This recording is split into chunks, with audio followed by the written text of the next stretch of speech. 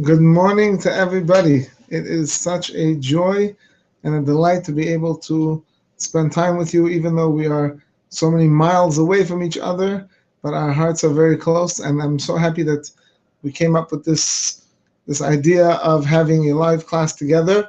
I really feel like as if everyone's back in the yeshiva and back in class, but Be'emet, it's a real joy to be able to spend time learning together. Bezrat Hashem, we should always feel close to each other. We should always be close to each other, and we should always hear of besorot tovot from one another. I wanted to discuss a little bit a very beautiful topic regarding Purim. Right, we all know that Purim is one of the most happiest holidays that we have, and it's not only is it a happy holiday, right? The Gemara says, "Mishenichnas Adar marbim b'simcha." From the time that Adar comes in, we have a mitzvah to be b'simcha. If you take a look in the poskim, they say that anything that a person does on this month to make himself happy, of course in a kosher way, right? That is a mitzvah, right? Mishenichnas Adar marbim b'simcha. There's a special mitzvah to be b'simcha, and there's a very beautiful Gemara. The Gemara says, right, regarding the special simcha that there is on Purim, the Gemara says like this: "Vayityatzvu," the Gemara Masechet Shabbat, Daf Peichet. This is the whole Gemara about when Hashem gave us the Torah. The Gemara says on the two dots, "Vayityatzvu betachtit ha'ar." It says that when Hashem came to give us the Torah, we stood under the mountain. Says the Gemara, "Amar Rav Avdimi bar Chama bar Chasa melamed." This comes to teach us shekafa hakadosh baruch hu alehem et hahar kigit. Right, the famous Gemara. Hashem held the mountain on top of them like a barrel, and He said to them, "V'amar lehem, im atem mekablim haTorah." If you're gonna go ahead and accept the Torah, mutav, good. Ve'im lav, and if not, sham teheh kvuratchem. There will be your death. So that means Hashem is enforcing the Torah upon us, that we have to accept the Torah. So of course the famous Gemara, but from here it sounds like we did not accept the Torah by will, we accepted it by force, right? And Hashem said, this is the condition of the whole world. And as we know, the Gemara says that Hakam, by the sixth day of creation, Yom Hashishi, that's the only day that it says Ha. So the famous Gemara says that the whole world was waiting for the 6th month, right? What's the 6th month? I'm sorry, the 6th day of the month. What's the 6th day of the month? That's the day of the 6th of Sivan when we got the Torah. That means Hashem said, listen, whether you like it or not, you got to accept the Torah. You got to accept the Torah. Fine. So it sounds like from this piece of the Gemara that we accepted the Torah by force. And the Gemara says it clearly.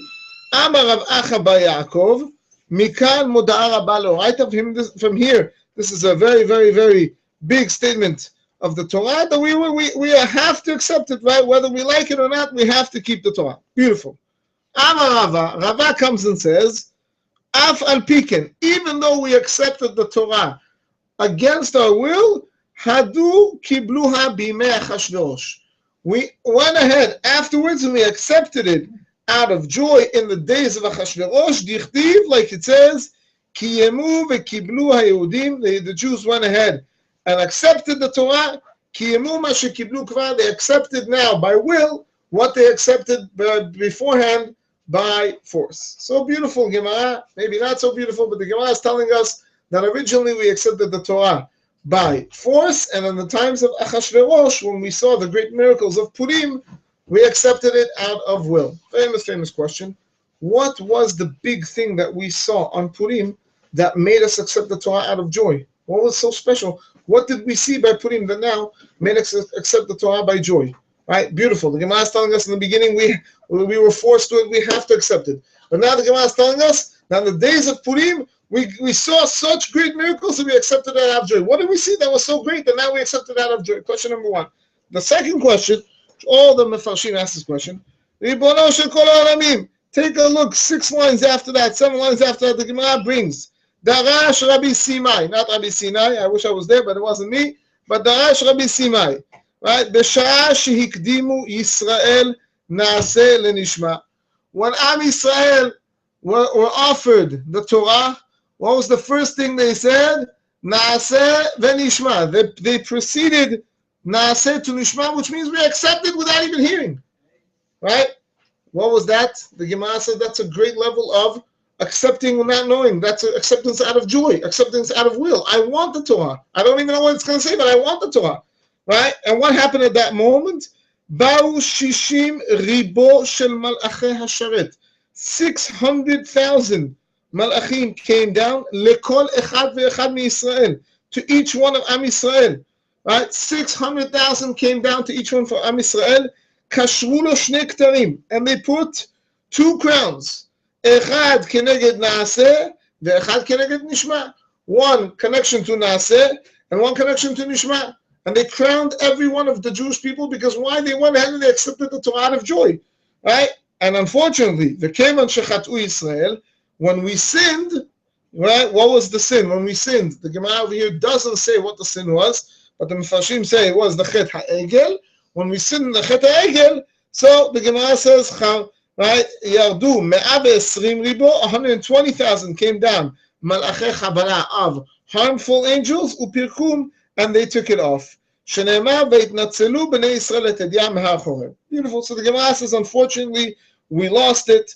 But the Gemara, but again, you see from the first step of the Gemara that when we accepted the Torah, we accepted it out of joy. We accepted it out of will. We wanted the Torah. We didn't even know what it says, right? We didn't know what the Gemara says, and what the Torah is. We didn't even ask Hashem what it is, right? Famous song. Everyone knows, right? The song that Hashem went around to all the nations of the world, and each one, right? The Germans, what does it say in it? Don't murder. Forget it. We can't handle that. The Arabs, right? Don't steal. Forget it. We can't handle that. Every nation, according to his midah, we can't accept that. Am Yisrael, we just said Naaseh v'nishma, so we accepted it out of joy without even knowing what it is. So the famous question: why does the Gemara first say that we accepted the Torah out of force and not out of our own personal will, when we see that we did accept it out of our own personal will? The Gemara later brings again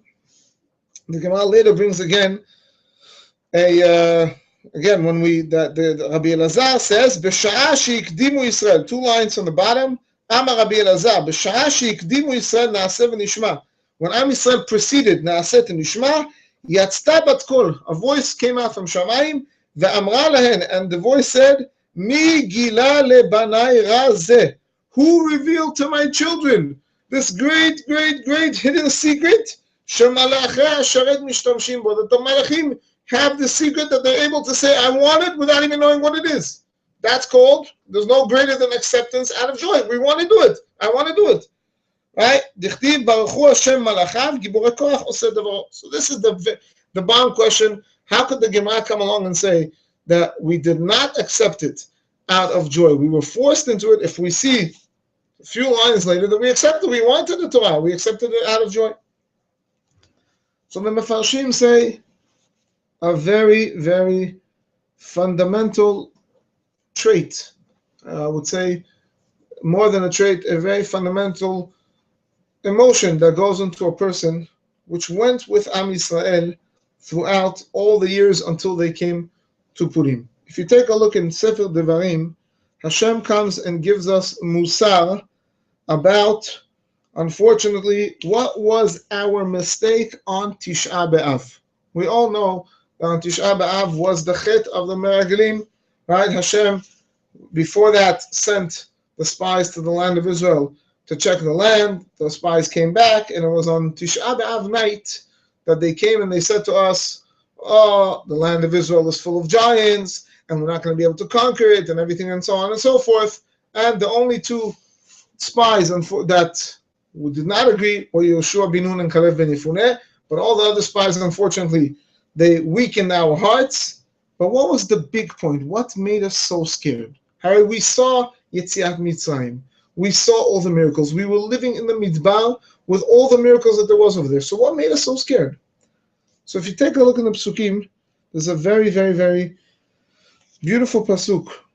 It's unfortunately not a beautiful pasuk, but it's a very fundamental pasuk in Sefer Devarim, Perek Aleph, pasuk Chav Zayin. The pasuk says, "Vateragnu be'aholechem." You gathered together in your tents.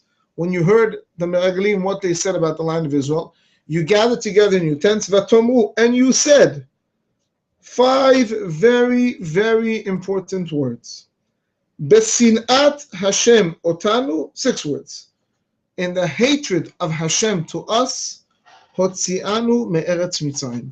He took us out of Mitzrayim, right? Hashem took us out of Mitzrayim because he hated us, and that's why now he wants to bring us into the land of Israel, and he wants to kill us. Obvious question, how could that be? Did we really think, after seeing for a whole year, then we say Mitzrayim, after the miracles that we saw in Mitzrayim, Dam, Tzfardea, Kinim, Arov, Dever, Shchin, Barad, Arbe, Choshech, Makat Bechorot, Hashem takes us out of Mitzrayim. Did we really think he hates us? And what was next? Yam Suf. We see Am Yisrael, we see Hashem loves us, and we see us going into the Yam Suf, the Red Sea, and we see the Mitzrayim getting killed, and we're coming out alive. We're all fine, we're all nice, we're all dandy. Anything we want, we have in the Yam Suf. Any taste of filtered water we like, we have. Whatever we want, we have. Do we really think Hashem hates us? Then we came, and Hashem gave us his most beloved treasure, the Torah. Zayin Sivan, he gave us the Vav Sivan, he gave us the Torah. Did we really think Hashem hates us? And then we saw the man. How could we think that Hashem hates us? Right? Did we really think Hashem hates us? Of course Hashem doesn't hate us. So what does the pasuk mean when it says that the Jews gathered, everyone at home gathered together, and they said, Besinat Hashem otanu. Because he hated us, he took us out of Mitzrayim. So if you take a look at the Sfono says something that is very, very common in all of our hearts. The Sfono says, what did they mean Hashem hated us? The Sfono says, take a look. Besinat Hashem otanu al ma she'avadnu avodah zara b'Mitzrayim. Says the Sfono, common thing, we all think, we grew up in America, before we came to Israel, we did our things, we did our mistakes, we have our past, and now we come to Eretz Yisrael, we came to Israel, we changed, we grew, and we became Yerei Hashem, God-fearing people. And in the back of our minds, we think, okay, but at some point or another, Hashem is going to punish me for all the mistakes that I did. Right? Come on, I did this, and I did that, and I did X, and I did Y, and I did Z. At some point or another, he's going to punish me. I mean, come on, I did all that. He's got to punish me sometime or another. Am Yisrael thought the same thing. When they saw all the good that Hashem gave to them, they saw the miracles, they saw all the good, everything good, and they said, at some point or another, he's going to have to punish us for taking us out of Mitzrayim. And they were sure, and here the Gaon Mivilna comes and says, they were sure that at some point or another, when they're going to mess up, Hashem's going to let them go. At some point or another, he's going to let them go. Right? And again, they knew Hashem loved them, but they were sure at some point or another, if we're going to mess up so badly, he's going to punish us, and at some point or another, he's going to let them go. And this stuck in their hearts till they came to Eretz Yisrael. Throughout all the years that they had the Nevi'im, they were scared that sometime or another Hashem's going to let them go. And then came the destruction, Churban Bet HaMikdash HaRishon, the destruction, the first Bet HaMikdash. The second that the first destruction, the first Churban Bet HaMikdash happened, how they said, you see, we knew this was going to happen. Sometime or another, Hashem was going to let us go. Now, we did Averot. He sent us Nevi'im not to do the Averot. We messed up. Bet HaMikdash is destroyed. They said, that's it. Now really, Hashem has forsaken us. Right? Hashem let us go. The Gemara in Barachot, I think it is, brings a story. The story was that Rabbi Yochanan was very close to the Caesar. And one time, Rabbi Yochanan was sitting with the Caesar, and there was one of the wise men of the Romans that was sitting there also, and he wants to talk to Rabbi Yochanan in like a hidden sign language fashion. So he turns to Rabbi Yochanan and he turns his face away from him. He turns his face away from him. And Rabbi Yochanan also turns his head and sticks his hand out. So the king turns to Rabbi Yochanan and he says to him, tell me, what did he say to you? So he said to me that God has forsaken the Jewish people. What's the proof? He turned his face away from us. We can't see his face. He used to be so close to us. Now he turned his face away from us. So the king says to Rabbi Yochanan, what did you answer him? I said that even though he turned his face, his hand is still watching us.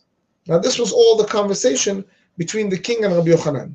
Then the king turns to the Roman official that had this debate and he says, tell me, what did you say to him? So he says, I told him the God forsaken him because he turned his face away. He said, what did he answer you? He says, I don't know. The king says, you start a debate and you don't have the wisdom to understand what he answered back, take him and kill him. And they took him and they killed the Roman official. What was Rabbi Yochanan saying? Even when it looks like Hashem turned his face away, he sticks his hand out and he's still watching us. The Gaon Mivilna, in the Hakdama to the whole Megillat Esther, he brings, the Pirush is actually the Yosef Lekach brings it from the Gaon Mivilna. He says the whole Megillat Esther is a mashal to the following scenario. There was a king, always king and a child. There was a king who had a son who went off the deep, right? Mamash messed up, did bad things and everything. And the king says, okay, I can't continue like this. He's a prince. I gotta get him back in action. So what does the king do? He one day sends his men, throws the kid into the woods. Throws the kids into the woods. The kid is all scared. 15-year-old kid. He's all alone in the woods. Suddenly it's nightfall. He's getting very, very scared. He doesn't know what to do. Suddenly this huge bear comes, and the bear is about to tackle him. Right? I know, my big guy. He's about to tackle him, and as he's about to tackle him, suddenly he hears a gunshot, and the bear falls backwards, and he sees one of his father's men. He goes, "Oh, my lord! Oh, I happened to be passing by. It's good I was here. Who knows what this bear would have done to you?" Right? Nice English story. And the king saves the prince. The soldier saves the prince. Next morning, a lion is about to clobber the child, and again, one of the king's other men sees what's going on, shoots the tiger, and he goes, "Oh, my prince, my highness, it's good I was passing by here. Who knows what this tiger lion would have done to you?" Great. This happens 3, 4, 5, 6, 7 times. Each time, someone's about to kill the kid, and one of his father's men saves him. After 6, 7 times, the kid picks up. I see. I thought my father really left me. He threw me into the woods and that's it, I'm gone. But I see that he's telling his men, make sure to keep a good eye on my child. I don't want anything to happen to him. I see he's watching me even without me knowing that my father's watching me. Without me seeing my father, I see he's still watching me. When Megillat Esther came around, right, we suddenly saw, my goodness, we thought Hashem forsaken us. Suddenly what happens? Haman wants to kill us. Scenario of events. One event after another after another. The Gemara says Hashem prepared the healing before the whack. Right? He prepared the healing. Already before Haman came into power, there was the whole story of Bigtan and Teresh, and he saved the whole situation. Right? That whole thing led saving the whole Am Yisrael. Suddenly Am Yisrael realized we're making a mistake. Hashem never is going to let us go. He's never forsaking us. He's with us at all times. And we thought that he wasn't there for us. He was there at all times. When they realized that, they realized that all the years what they thought that Hashem's going to forsake them was wrong. And that's what made them realize how much Hashem loves them and made them accept the Torah out of joy and happiness. The whole Yesod, the Gaon Mivilna says, the whole Yesod of Megillat Esther is 2 words. Megale Hester. To reveal to us that Hashem loves us even within the hidden darkness. I want to end off with one story, a very, very powerful story, which I think is very important for all of our lives. Rav Eli Alapian who was one of the great, great, great mashgichim here in Israel. He lived in Europe, and his daughter was marrying a guy who wanted to learn in Europe. And fine, they get married, and Baruch Hashem, they're learning in Europe, but the situation is not going good. They get offered to go to England and to learn in a kollel there. I think the kollel was actually started by the Michtav Meliyahu of Dessler, and the son-in-law and the daughter were offered. Now this was the oldest daughter of Rav Eli Alapian, the oldest daughter out of 10 kids. And she gets offered to move to England, and the father says, listen, you got to go where it's good for you and your husband, go. They moved to England. 6 months after they moved to England, Rav Eli Alapian's wife, young mother of 10 kids, dies. Right? Rav Eli Alapian is left stranded with 10 kids, no wife to help him. He doesn't know what to do. And it looks like his life is a tragedy. Right? Mamash, Hester Panim, darkness that, right, what's going to be? His daughter sends him a message, Abba, come move to England, and I'll help you out. Now it's another bang for him. He's got to move to England. Misken. His whole life was in Europe. Everything. Torah, teaching Torah in the yeshiva. Everything. He's got to leave Europe. Right. This was before the war. What's he gonna do? He realizes he has no choice.